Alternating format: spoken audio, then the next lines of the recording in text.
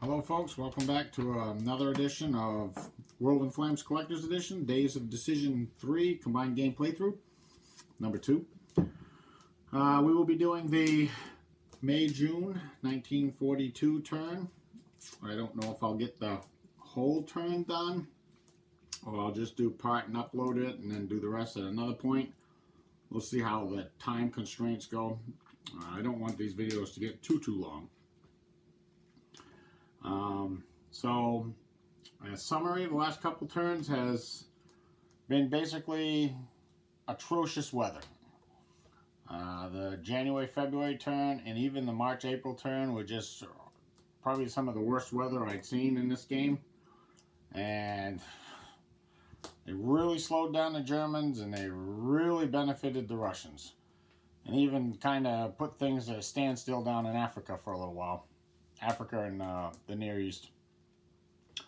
Not too much has been going on in China. The Chinese defensive line is pretty tough now, and the Japanese are starting to come to the realization that they really don't have any real good attacks at this point. So, but we'll see how that develops going forward. And I think that about wraps that up. And I think what we'll do now is we'll go and take a look at starting money. Starting money for this turn, we have Germany at -4, we have Japan at -2, Italy at -2, the Soviet Union at -3, the Commonwealth at -6, the United States at -6, China at -1, and Free France at -9. So everybody's in the hole. But I took a look to see what major powers might want to do political options this turn and came up with the following bids. We have the USA bidding 1, the Soviet Union bidding 1, Japan bidding 1, and China bidding 1. Let's go see how that plays out on the initiative position track. Okay, we have the US bidding 1. They're going to get a +3 for their second place position from last turn. That's going to be 4. That's going to put them in first. The Soviets are bidding 1. They're getting a +2 for their fourth place position, and Japan is also bidding 1, and they're also getting a +2 for their fourth place position. So that tie will be broken by the political effectiveness track, and we see the Soviets are over here in the 6. They have 6, and the Japanese have a 4, so the Soviets will break that tie. They will be second. The Japanese will be third. And we have China bringing up the rear. China's bidding 1. Well, actually, they're at 3 too, but obviously they're way down here at 1, so they're going to be last. Because they got 1 bonus bid point from last turn for not getting a political option. So the last card marker will be on the US, and the last card marker will be on China. Now for the non-bidding major powers, we have the Commonwealth at +4, that'll put them in at 5th. We have Germany at +3, that'll put them in at 6th. The Italians will be 7 at 1, and the Free French will be 8 at 0. Alright, the US is first up. Let's go see what they want to do for a political option. Before we go over the US's political option for this turn, I'll just go down a quick rundown of the entry numbers. We have Germany at 73, Japan at 41.5, and Italy at 1.5. Now, what's confounding the U.S.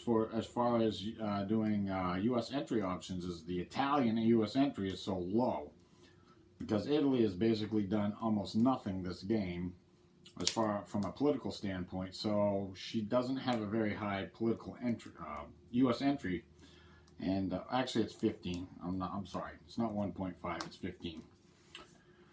And so it's kind of confounding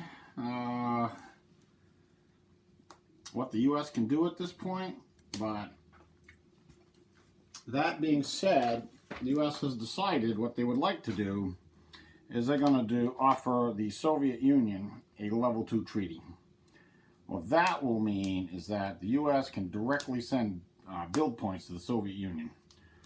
So I won't do any of the minor country or U.S. entry option, U.S. entry for this until the Soviets go, and we don't roll to end the political phase because there's more than 4 major powers at war, so we're just going to move right down to the Soviets.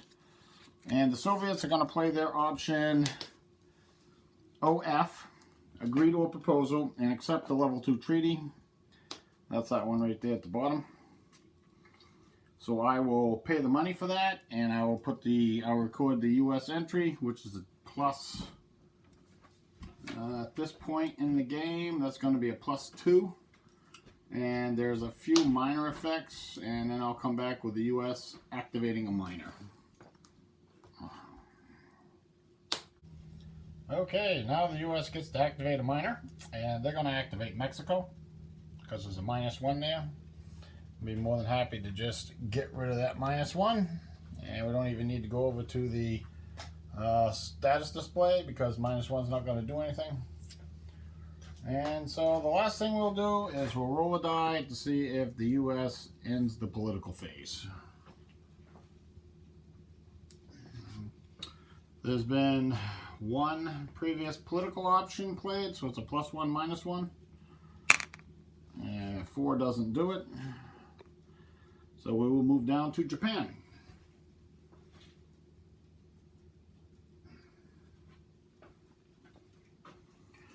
Okay, Japan, we got something interesting here going on.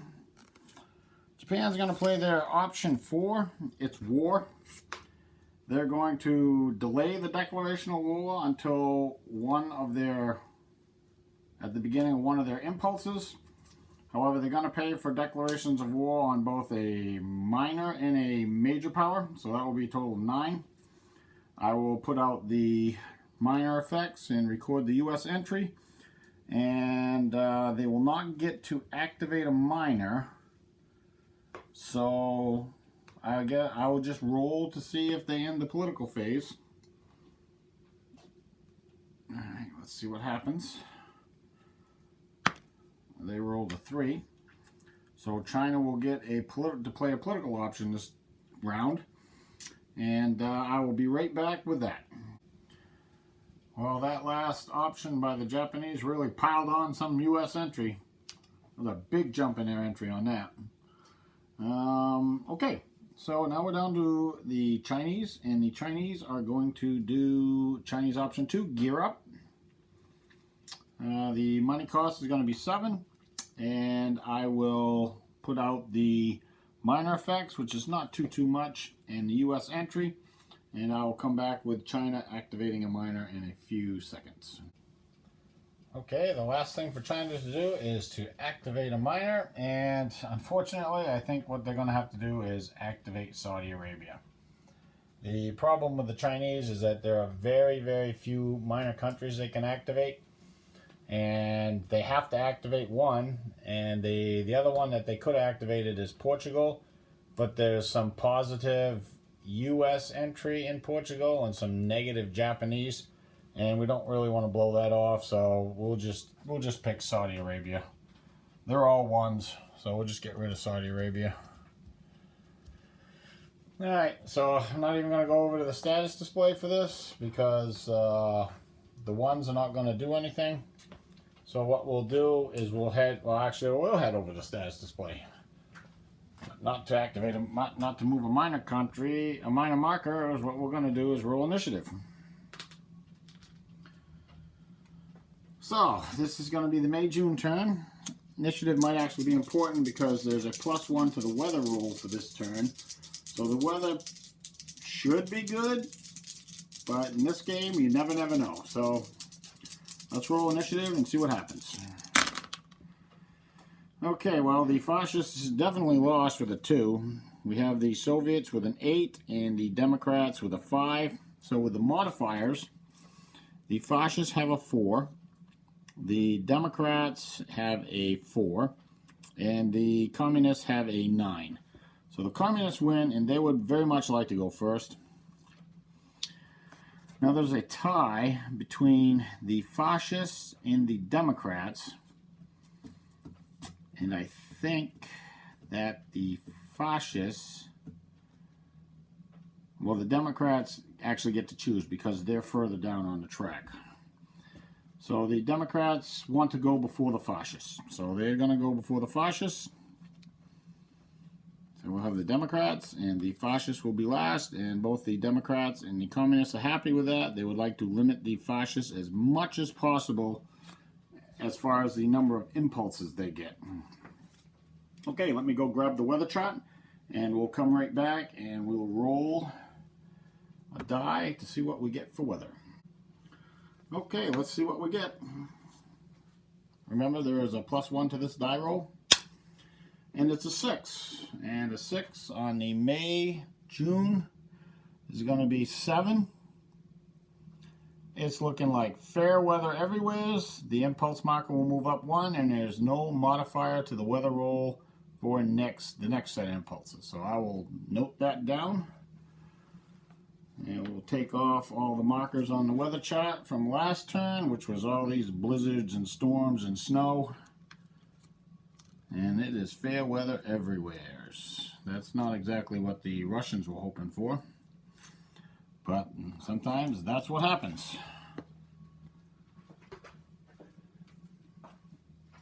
Okay, we'll go over and take a look at reinforcements. Okay, reinforcements for the May-June turn.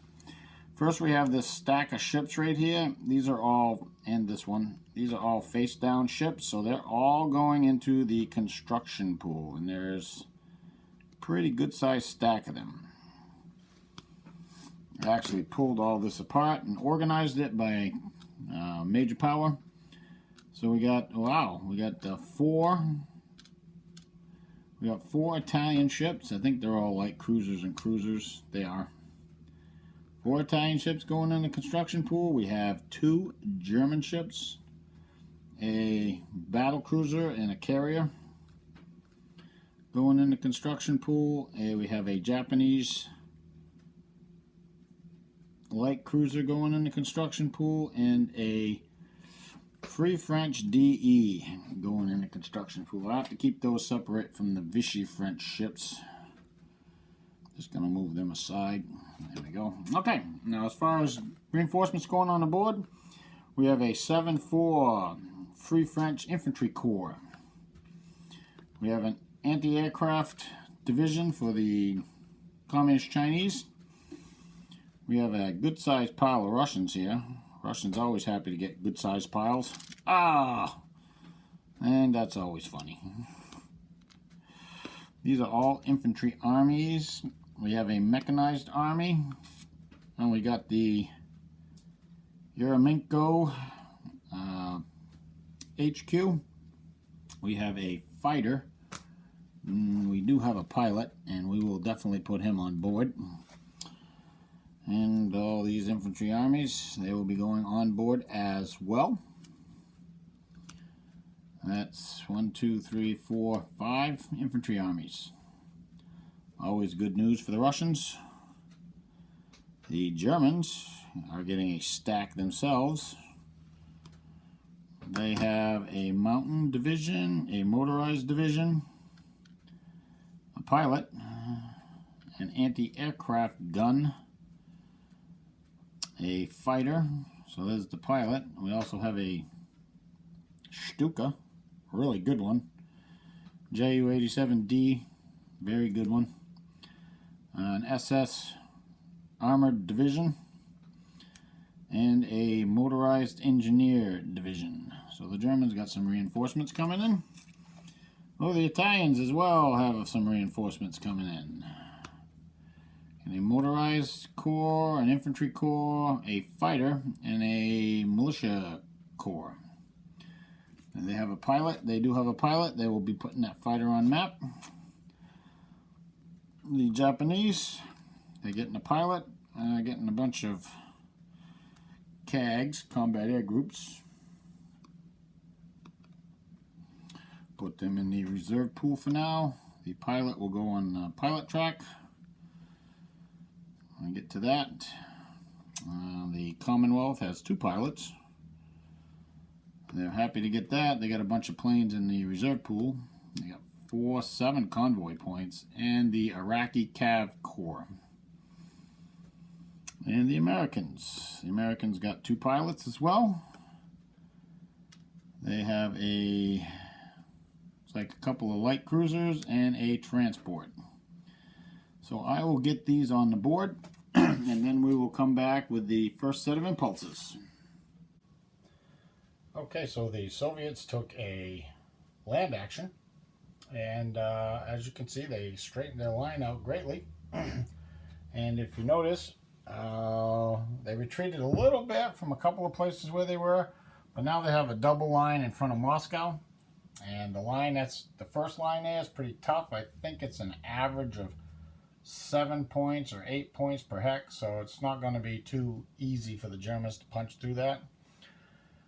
Way up in the north, they've still got a little bit of a gap up there, but the Germans have supply problems in that area, so the Russians are not too worried about that. But down south, well, that's a different story. I can always trade space for time. And let's see, then I went to the Democrats' impulse. The Commonwealth did a naval. The Americans did a combine, because they have to. The Commonwealth basically got their fleets out. Moved some transports here and there. The nationalist Chinese, good where they are. The communists just moved their reinforcement up. That was about it for them. And then the Free French, they loaded up and then unloaded their infantry corps into Iraq. And they're good with that. And I think that was about it for the Democrats. And I think now we will move on to the fascists.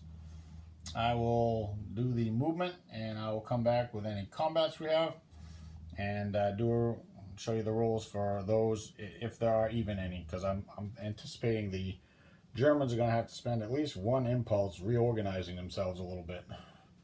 But I'll be back in a second. Okay, so the Germans took a land impulse and paid one offensive point to do one naval move, which allows them to move all their subs. The Russians were right. They spent most of the turn basically fixing their line, moving things up and down, getting things rearranged. They do have a couple of probing attacks they're going to make, so we'll start. Actually, we should start with the ground strikes. That's going to be up here at Leningrad. Now we have a Stuka going in for a ground strike. The Russians can intercept. They're not gonna. Not for this. So we have 2 units there. We have a 5-3 infantry army and a 1-1 garrison. And this is in a forest hex, so the ground strike is going to be halved. So we got roll 2 dice. It's a 6. That's Stuka, so it'll become a 3. So the red is the top unit, which is the infantry army, and the white is the bottom unit, which is the garrison division. And there's a giant miss. And that's just about right. Put that back down there. Now, the Germans got to decide if they want to have ground support. It's 26-6. They'd have to throw in the equivalent of 8 points to make a difference here. They're not going to do ground support. Now, the Russians have to decide if they want to do ground support. They have a rather nice 3-point, what is this anyways? It's a long range 211. A TB3 4-engine bomber. I think they're going to save that. I don't really think it's that important. It's basically a 4-to-1 attack.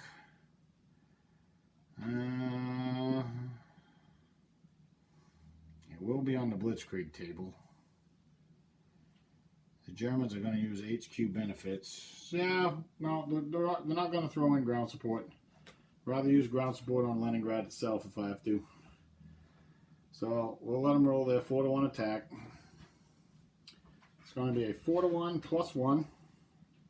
This will be on the Blitzkrieg table because Guderian is armor and there's armor in there. Even though it's a forest text, it can still do that. And a forest text, it can blitz. Remember the Ardennes? So let's roll a die and see what happens. On 4-1, Blitzkrieg table, +1. Whoa, that was different. That die jumped around a bit. Probably come out as a 6, which is a 7. And on the 4-1 table, a 7 is Star Breakthrough. Let's see.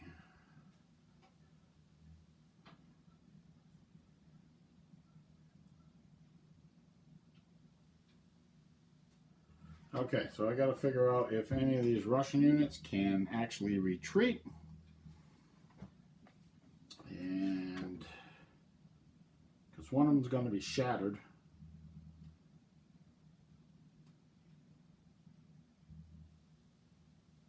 Yes, no. I got to see if there's a retreat for them. Any that cannot retreat will be lost. So let me check that. I got to go over the other side of the board and check it out, and I'll be back in a second. Okay, so those units could indeed retreat, so they will be shattered and they will arrive back as reinforcements next turn. Now, the other two probing attacks, we have a 8-1 on the Blitzkrieg table here. He is dead. So 8-1 is an auto kill. So the militia, he's gone. The Russians will get a cadre for that.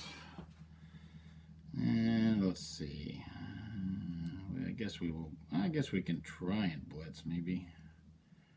Blitz him too.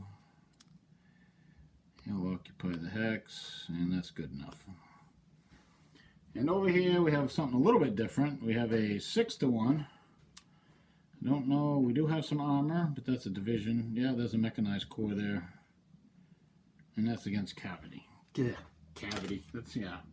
Don't get cavities. Okay, that's against cavalry. That'll be on the Blitzkrieg table, 6-1. No modifiers, just a straight up roll. My dice is all the way over here. Okay, I'll roll a die, see what happens. Oh, that's a bad roll. A 3 on 6-1. No, not that bad. That's a star B. So those guys are shattered. They will arrive back as reinforcements next turn.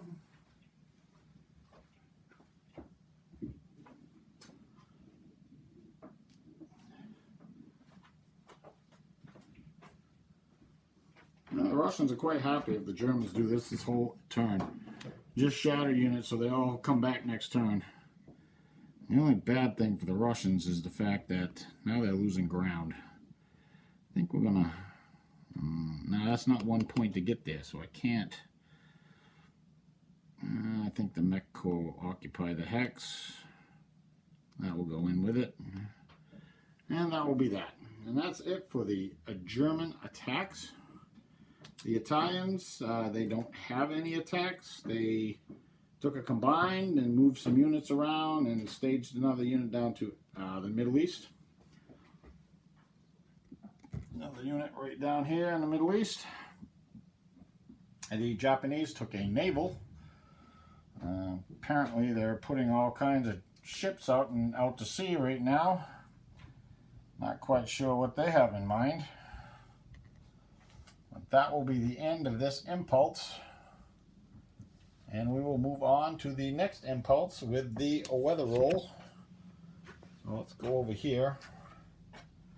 I'm running out of places where I can put sheets down and roll weather and all that good stuff. Alright, let's roll weather and see what we get. I'm sure the Soviets would be more than happy with snow and blizzards. Well, at least snow in the Arctic. They'd be happy with that. So let's see what we get. Well, we got another 6. That's going to be fair everywhere except north monsoon is rain. I'll mark that down as rain in the north monsoon. And we will start with the Soviet impulse. And I will be right back. I might even do the Democrats as well. Forgot to do something, but that's okay. And Yeah, I'll be back in a second.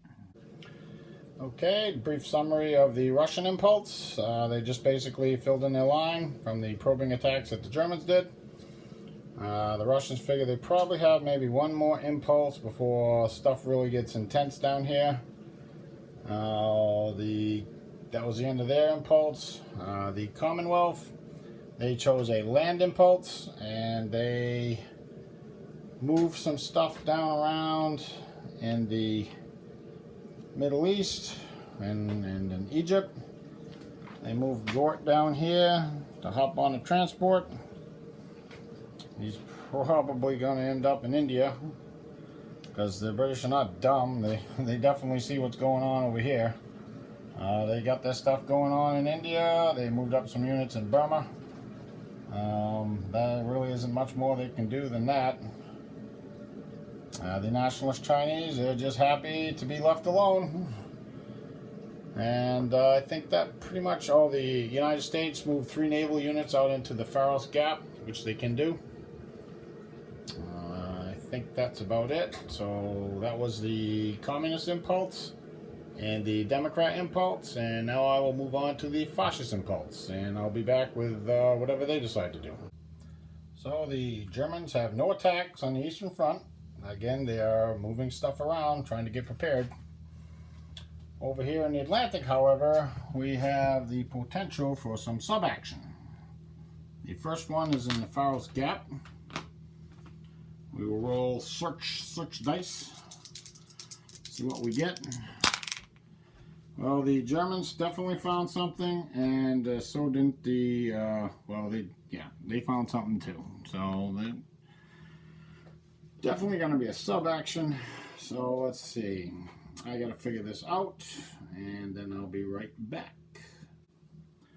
Okay, so what we got here is we got 0 surprise points, and the active side is going to choose sub-combat, so it's going to be the subs against whatever's in the 0 box. The Commonwealth US have 16 ASW points and 13 ships. The Germans have 12 sub points with 4 ships. So what we'll do, I think we'll roll the ASW first.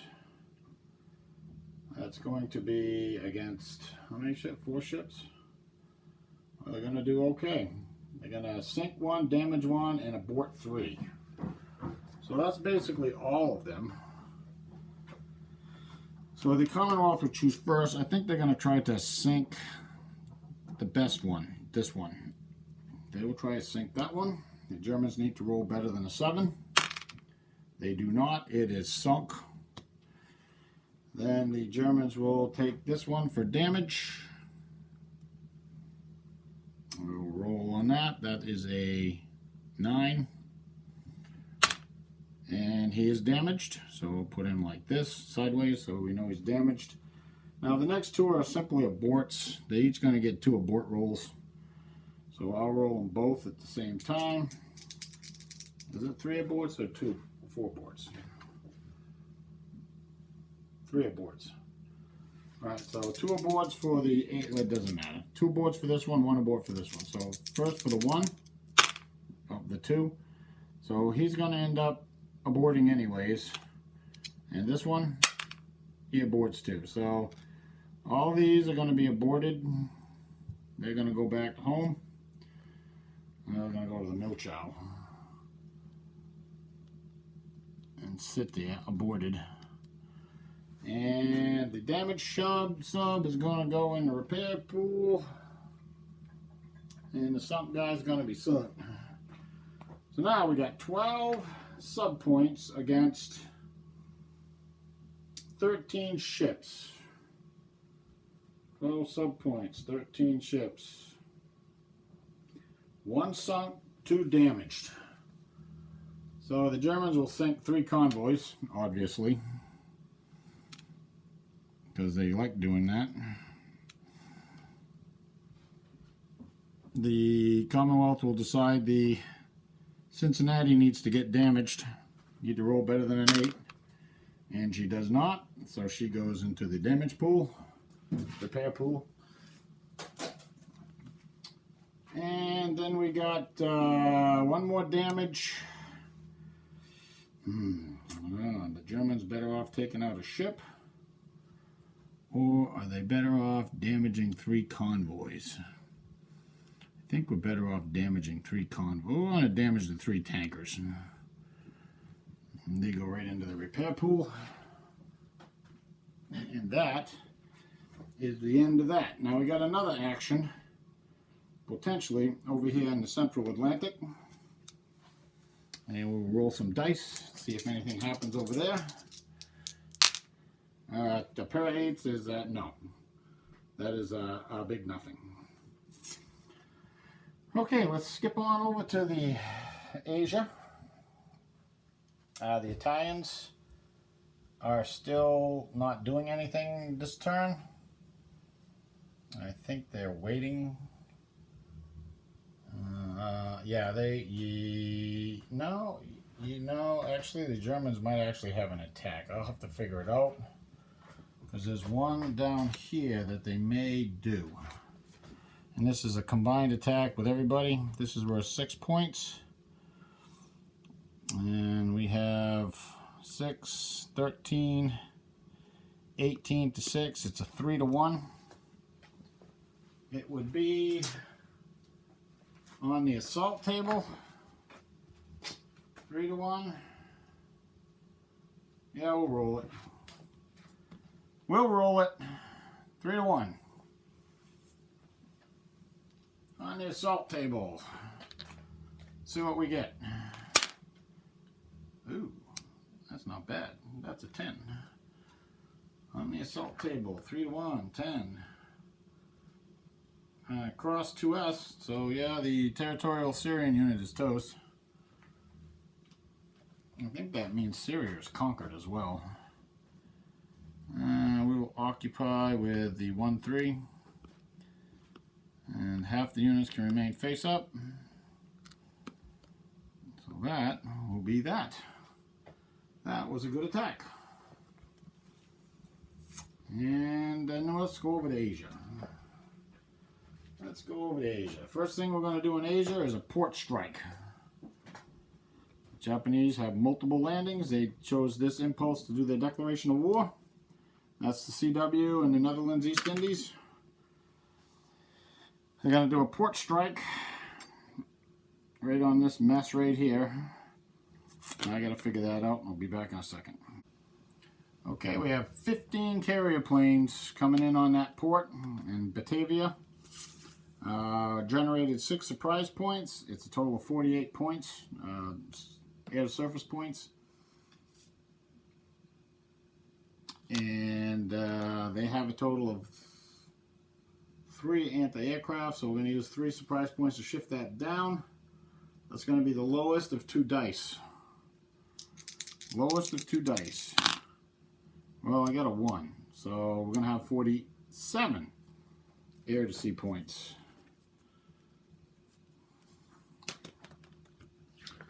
And what that's going to do, 47 against how many ships? 1, 2, 3, 4, 5, 6, 7 ships total, coming in 3 convoy tanker points. Oh, God. Well, all right. So, 47. That's going to be 4 sunk, 3 damaged, 3 aborted. So we'll go with the sunks first. The Japanese would like to sink the transport first, because that is actually more valuable than the warships. So we'll sink the transport first. That's an 8. And he is sunk. We rolled a 5. And I guess they'll take the convoy points. It's kind of like an automatic. The next sunk is going to be the Sumatra. And that's a 7. And that is sunk. And the last sunk, let's see. Well, what is this? The Trump. The Trump is sunk as well. So there's 4 sunks. Now we got 3 damaged. We'll pick the Java for damage.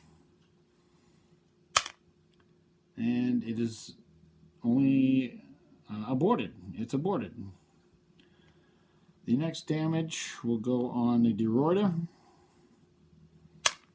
The DeRuyter is indeed damaged, and I think there was just 3. 1, 2.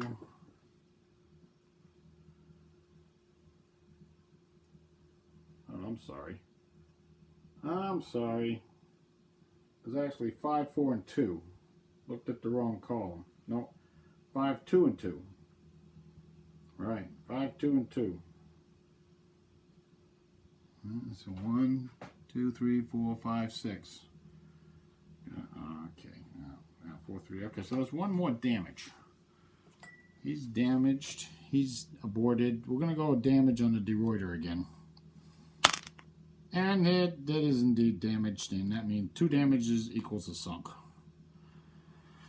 This guy's already aborted, so he's got 3 aborts he's got to live through, and he's aborted. So they're both aborted. We'll see if they get overrun. They're already face down. I don't know what that means. Well, we'll see. Alright, so now we got a bunch of attacks. Now this is a surprise impulse. So normally you have 1 notional unit defending the hex. We have this attack right here. This attack right here. It's 1 notional. It's not a city. It's not home country. It's not stacked with land units or in a zone of control. The bombardment modifiers are way over here in the 3 box.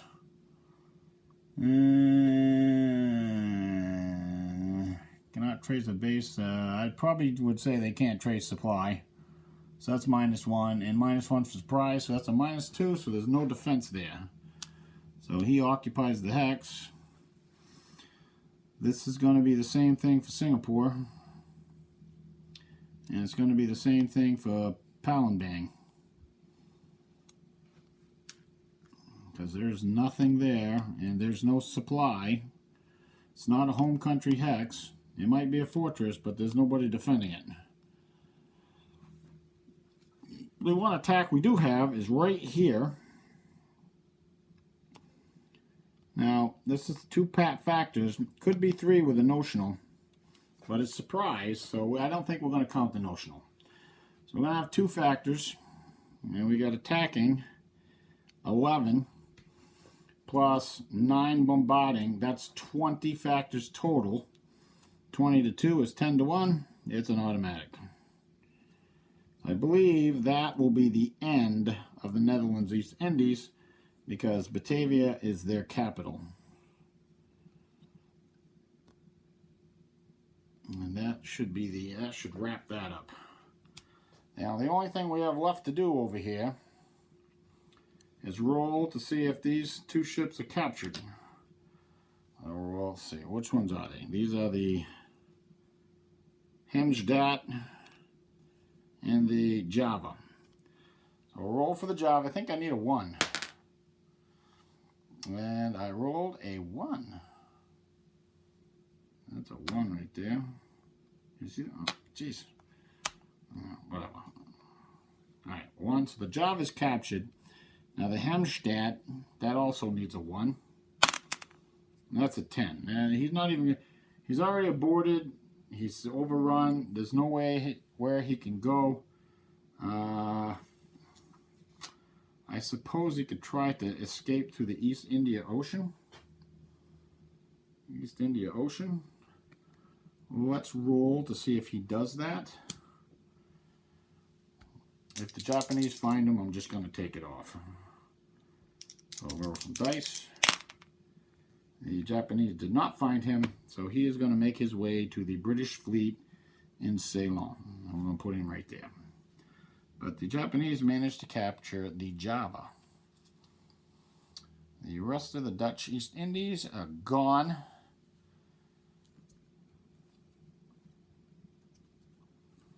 And there's 2 more attacks to do for the Japanese. We have a auto kill here on this partisan. So he will just be dead because he's a 0-point partisan. And whatever goes there is going to flip over. So we'll put the militia unit there. Can stay there. Up here we have a 9-to-1 on the assault table. Nope, it's going to be on the blitzkrieg table. -2 for rain will be a 7-to-1. That also is an auto kill.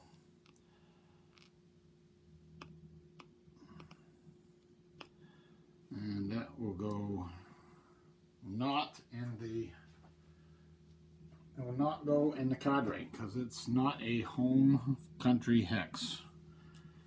And then the Japanese got to decide. Let's see, it's going to be 4 points for that hex. The headquarters can go there, and the mech can go there. Nothing else, because it's rain in that zone. We got some rain going on. And I think that just about wraps up the fascist impulse. I will roll for weather. See what we get for weather over here. Let me grab the weather chart.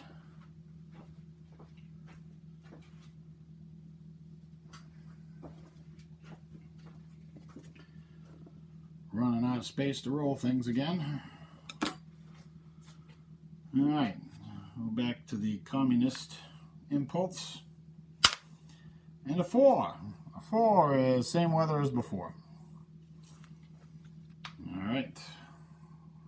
Now we'll figure out what I'm going to do with the Russians and Communist Chinese, and then I'll be right back.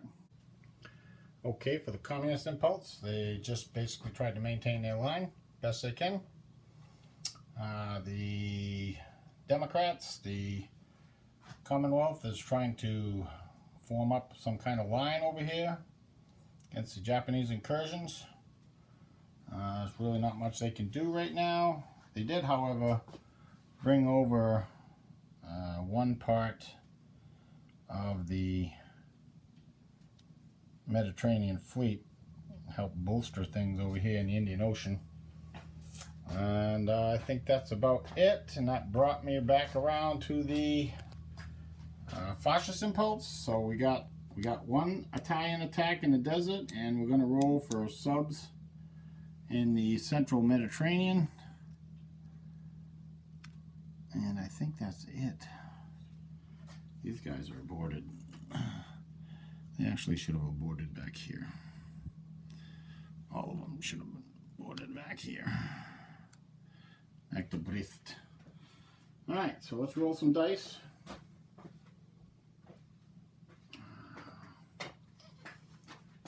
And see if anything comes of this. As you can see, the Americans sent some cruisers out to help assist in the Central Atlantic. Well, we got a 3 and a 7, so we will have some kind of action in the Central Med.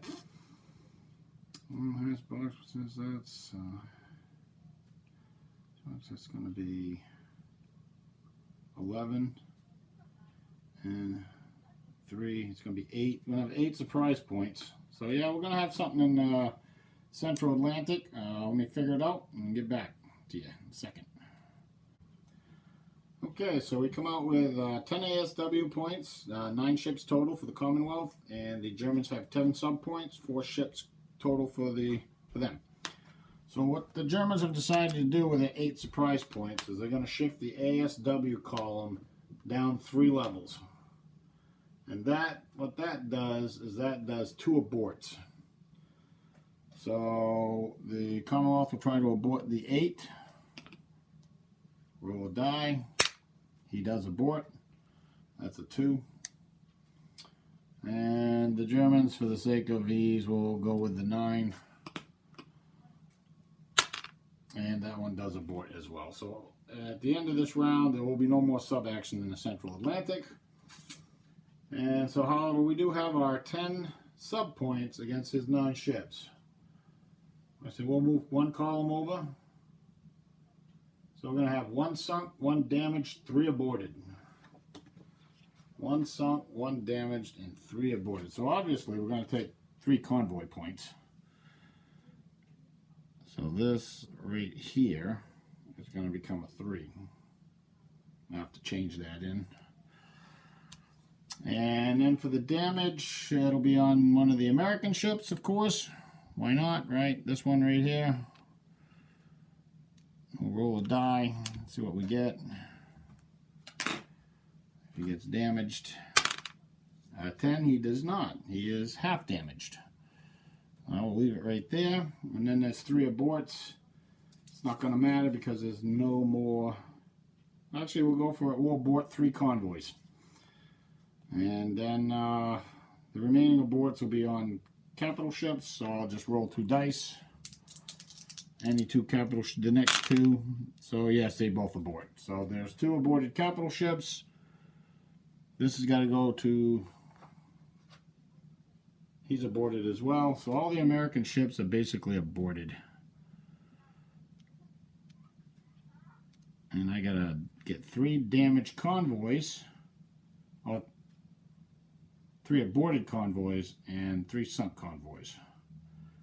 I'm just gonna put these in the Atlantic Fleet where they came from. And that's basically gonna wrap up the Atlantic. These guys are aborted. Go away, go home. And the Germans will just abort all the subs because the turned over ones are not going to do anything anyways. And they can just go all hang out in Brest. Because Germany is pretty much feeling like they're going to get declared war on by America next time. I think what I'm going to do, oh yeah, we got to do the Italian attack. We got an attack down here. The Italians are on the offensive. Kicking butt, taking names. We got a 3-1 down here on the Blitzkrieg table. And we're going to use HQ support. I don't think I have a headquarters over here. No, I don't. Going to use HQ support. That gives the Italians a +1. Blitzkrieg table. I know it won't be on the Blitzkrieg table because I do believe this is a city. So it's not on the Blitzkrieg table. Salt table, 3-1 +1. Italians suck. That's a 4. 2-1. Oh, that's really great. That's really great. It's great for the British. So the Italians lose 2 and the Commonwealth loses 1. These guys are going to go return to where they came from. Aborted. Let's see, which one for the Commonwealth? Probably this, obviously. And that's not Cadre either. I think this guy's flipped over. No, because they didn't lose more. And all the Italian units will be flipped over after this. I guess we got to lose that. And that. And those will be cadres. Or the Italians. And that was a great attack. These guys are flipped over as well. And that is going to end that down here. And I think there isn't any attacks in Asia this turn. The rain and north monsoon, whenever I move anything, it just flips over. I think there's nothing on the Eastern Front either because the Germans are still repositioning themselves. I think that's going to be about it for this turn. So I think what I'm going to do, I think this video is getting pretty close to 50 minutes right now, and we might have 2 or 3 more sets of impulses left. And the Eastern Front's going to start getting intense. I think what I'm going to do is I'm going to break right here. And I'll upload this video. Then I'll finish this turn. And then I'll upload that video. So this will be 2 separate videos for this one. And yeah, that's a good idea. Okay, so I'm going to do that. So thanks for watching. And like and subscribe, share. I appreciate it. I appreciate everything, and I'll see you soon on the next video.